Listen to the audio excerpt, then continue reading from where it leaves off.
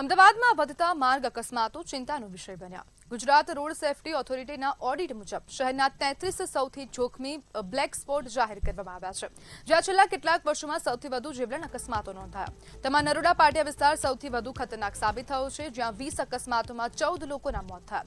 બેફામ ઝડપ, વાહન ચલાવતી વખતે મોબાઈલનો ઉપયોગ, રોંગ સાઈડ ડ્રાઇવિંગ અને ટ્રાફિક નિયમોનું ઉલ્લંઘન અકસ્માતોના મુખ્ય કારણોમાં જવાબદારો છે. ઉપરાંત કેટલાક સ્થળોએ માર્ગની ખામીઓ અને અપૂરતી સુરક્ષા વ્યવસ્થાઓ પણ અકસ્માતોને આમંત્રણ આપી રહી છે.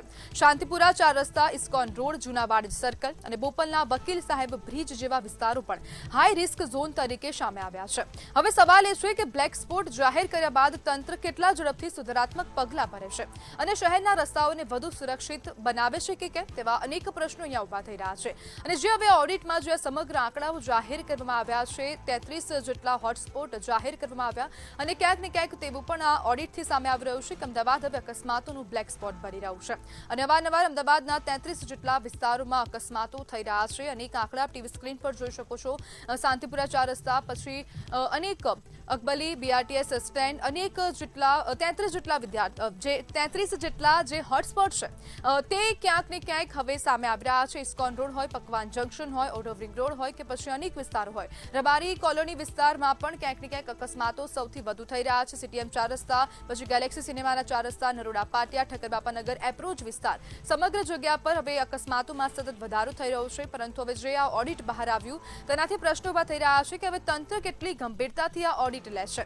શું ઓડિટના માધ્યમથી હવે તંત્ર જાગૃત થઈને કામગીરી કરે છે? જે રસ્તાઓ પર ક્યાંક ને ક્યાંક ભૂલો જોવા મળી રહી છે, જ્યાં ખાડા પડી ગયા હોય તે પણ જોવા મળે છે. અનેક સર્કલો તે પણ હવે અકસ્માતોનું કારણ બની રહ્યું છે. સીટીએમ 4 રસ્તા હોય કે પછી Galaxy cinema, Naroda Patiya, Thakkarbapanagar approach, તેવા 33 જેટલા વિસ્તારોને હવે ક્યાંક ને ક્યાંક હોટસ્પોટ જાહેર કરવામાં આવ્યા છે. અમદાવાદના 33 હોટસ્પોટ છે તેમાં રોડ એક્સિડન્ટ સતત થઈ રહ્યા છે, અકસ્માતોમાં વધારો થઈ રહ્યો છે. અનેક લોકો હવે આ જે અકસ્માત છે તેમાં ભોગ બની રહ્યા છે.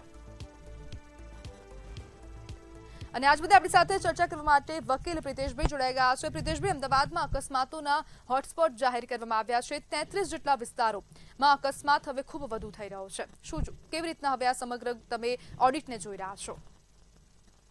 અકસ્માતના જે મુદ્દાઓ છે કે જે અકસ્માત થઈ રહ્યા છે એની પાછળના જે કારણો છે એની પાછળ જોવામાં આવે તો જે સરકાર દ્વારા જો પબ્લિકને અકસ્માત અટકાવવા માટે જે વિસ્તારો છે, જે અકસ્માત સંભવિત વિસ્તાર છે, ત્યાં આગળ એવા બોર્ડ, હોર્ડિંગ્સ ને એવી માહિતી દર્શાવતા એવા જાહેરાતો આપવી જોઈએ કે અકસ્માત વાળા વિસ્તાર જાહેર કરવામાં આવેલા છે કે જ્યાં અકસ્માતના સ્પોટ્સ વધારે છે અને ત્યાં આગળ અકસ્માતો સંભવિત વિસ્તાર છે. અને એ અકસ્માત સંભવિત વિસ્તારની અંદરથી અકસ્માત સંભવિત વિસ્તારને કેવી રીતે અકસ્માત સંભવિત ન થઈ શકે ત્યાં આગળ એવા ત્યાં આગળ ચોક્કસ જો રાત્રિના સમય દરમિયાન જો આવા અકસ્માતો થતા હોય તો એવા અકસ્માતોને અટકાવવા માટે ત્યાં સ્ટ્રીટ લાઇટ અને એવા બધા વિસ્તાર, લાઇટિંગ વાળો વિસ્તાર જાહેર કરવો જોઈએ. અને બીજું કે અકસ્માતોના જે વિસ્તાર છે એ વિસ્તારની અંદર અવેરનેસ પબ્લિકને ત્યાં આગળ જાણકારી જરૂરી છે કે આ જગ્યાએ કોઈ વળાંક છે કે કોઈ બ્રિજ છે કે એવા કોઈ કામ ચાલુ હોય એવા વિસ્તાર હોય જ્યાં અત્યારે ડેવલપમેન્ટના કામ ચાલતું હોય, એ તમામ વિગતોને જાહેર કરવી જોઈએ અને એની અવેરનેસ પબ્લિક સુધી પહોંચે એવી વ્યવસ્થા કરવી જોઈએ. પ્રિતેશભાઈ, તંત્રની કાનૂની જવાબદારી કેટલી બને છે? તંત્રની જે કાયદા પ્રમાણે જે મોટર વ્હીકલ એક્ટ છે એમાં જે કાનૂની જે નિયમ પ્રમાણેની જે તે જગ્યાએ જે સંભવિત વિસ્તાર હોય છે, જે ઢાળવાળો વિસ્તાર હોય કે જ્યાં આગળ વળાંકવાળો વિસ્તાર હોય, ત્યાં એવા પ્રકારના હોર્ડિંગ્સ, એની વિગતો, એના જે વિસ્તારના ચિહ્નો મારવા જોઈએ, એના બોર્ડ્સ લગાવવા જોઈએ. જ્યાં આગળ વિસ્તાર સંભવિત છે ત્યાં આગળ એના રેડિયમ્સ વાળા હોર્ડિંગ્સ લગાવવા જોઈએ. એ તમામ વિગતોની સરકારની કાનૂની જવાબદારી બને છે અને પ્રજાના હિતમાં આ તમામ જે નિયમ પ્રમાણે આરટીઓના નિયમ છે કે જે રોડ એન્ડ ટ્રાન્સપોર્ટ ડિપાર્ટમેન્ટ દ્વારા જે કઈ કાર્યવાહી કરવાની થતી હોય કે જ્યાં આગળ રોડ ઉપર બેરિકેડ્સ લગાવવાના હોય છે, અમુક જગ્યાએ વળાંક હોય છે, અમુક જગ્યાએ ડાયવર્ઝન હોય છે, ત્યાં આગળ એ બેરિકેડ્સ ઉપર ચોક્કસપણે એના રેડિયમ્સ, નંબર પ્લેટિંગ ને બધું જે લગાવવું એ ખૂબ આવશ્યક છે. એ સરકારની અને સંબંધિત વિભાગની જવાબદારી નિશ્ચિત થાય છે એમાં. પ્રિતેશભાઈ, હવે તંત્ર દ્વારા ક્યાંક ને ક્યાંક આંખાડા કાન કરાઈ રહ્યા છે, કારણ કે રસ્તા પર તમે જાઓ તો ક્યાંક સાઇનબોર્ડ નથી, ક્યાંક બેરિકેડિંગ નથી કરવામાં આવી રહ્યું, ખાડો પડ્યો હોય કે પછી ત્યાં રસ્તાનું મરમ્મત થતું તે દરમિયાન બેરિકેડિંગ નથી થતું હતું. તો આ બધામાં જવાબદાર આપણે કોને ગણી શકીએ? જે જવાબદાર જે વિભાગના જે કામગીરી કરનાર વ્યક્તિઓ છે, ધારો કે કોઈ પણ રોડ રસ્તાઓ ઉપર જ્યાં આગળ કોઈ ડેવલપમેન્ટના કામ ચાલતા હોય, કોઈ બ્રિજ બનવાના કામ ચાલતા હોય, તો તે જગ્યાએ તમામ જગ્યાએ કોઈ પણ જો જોવામાં આવે તો કોઈ પણ વિભાગની જે કામગીરી ચાલતી હોય ત્યાં આગળ અવેરનેસ રાખવામાં ના આવતી હોય તો તેમની જવાબદારી નિશ્ચિત કરવામાં આવે છે. અને એ જો કોઈ ત્યાં આગળ એવો બનાવ બને અને અકસ્માત થાય તો સાથે ને સાથે તેની પર પણ કાયદાકીય પગલાં લઈ શકાય એવું કાયદામાં સંપૂર્ણપણે જોગવાઈ છે. પ્રિતેશભાઈ, ગુજરાતમાં જે રોડ રસ્તાના જે કાયદા છે, ખાસ કરીને સેફટીના કાયદો, તો તેમાં ક્યાંક ને ક્યાંક નિયમોના જે પાલન થવું જોઈએ તેમાં ક્યાંક ને ક્યાંક ખામી છે. ખાસ તો એ 100% માની શકાય, કારણ કે જો જોવામાં આવે તો અમદાવાદની અંદર હાલ 30 બ્લોક સ્પોટ એરિયા જાહેર કરવામાં આવેલા છે કે જ્યાં આગળ અમદાવાદમાં સૌથી વધુ ને વધુ નરોડા પાટિયા છે, ત્યાં આગળ સૌથી વધુ 14 મોત થયેલાના તાજેતરના આંકડાઓ છે.